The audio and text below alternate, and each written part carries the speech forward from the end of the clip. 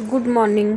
आज बघूयात आपण फ्राईड राईस. तर आता इथं कुकरमध्ये ना मी भात शिजवून घेतलाय छान. आता थोडंसं मोकळा करून घेऊयात राईस. गरम आहे तोपर्यंतच करायचा म्हणजे सुट्टा होतो. थंड झाला तर मग परत हे होऊन जातं. तर आता चला राईस बनवून घेऊयात. आता मी कढईमध्ये थोडंसं बटर टाकले.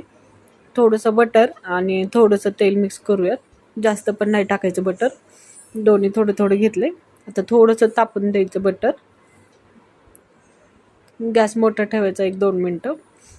आता ते बटर आणि तेल छान तापले की त्याच्यामध्ये मोहरी टाकूयात छान. मोहरी छान तडतडली की त्याच्यामध्ये जिरं टाकूयात.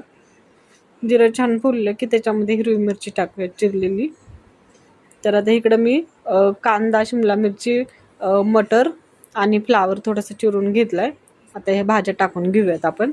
कांदा एक मोठा उभ्या साईजमध्ये चिरला आहे. शिमला मिरची, फ्लावर आणि मटर टाकून घेऊयात सगळं. 1-2 मिनटं परतून घेऊयात भाज्या. आता भाज्या पटकन मऊ व्हावेत त्यासाठी चवीपुरतं मीठ टाकूयात.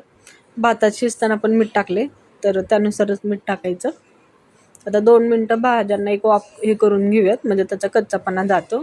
तर झाकून ठेवून 1-2 मिनटं एक छान वाफ आणली. आता ह्याच्यामध्ये मी थोडासा बिर्याणी मसाला ॲड करणार आहे.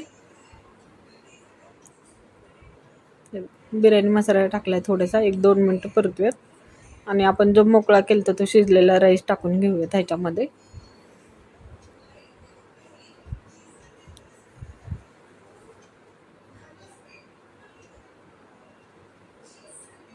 आता सगळं परतून घेऊयात चांगलं. 2 मिनटं छान परतून घेऊयात म्हणजे भाताला सगळा मसाला कोटिंग वगैरे छान लागते.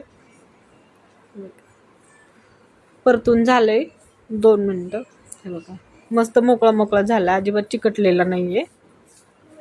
आता ह्याच्यामध्ये मी थोडंसं घरचं साजूक तूप टाकणार आहे आणि झाकण लावून 1-2 मिनटं ठेवून देऊयात. एक मस्त वाफ लागते, तुपाचा फ्लेवर पण छान लागतो.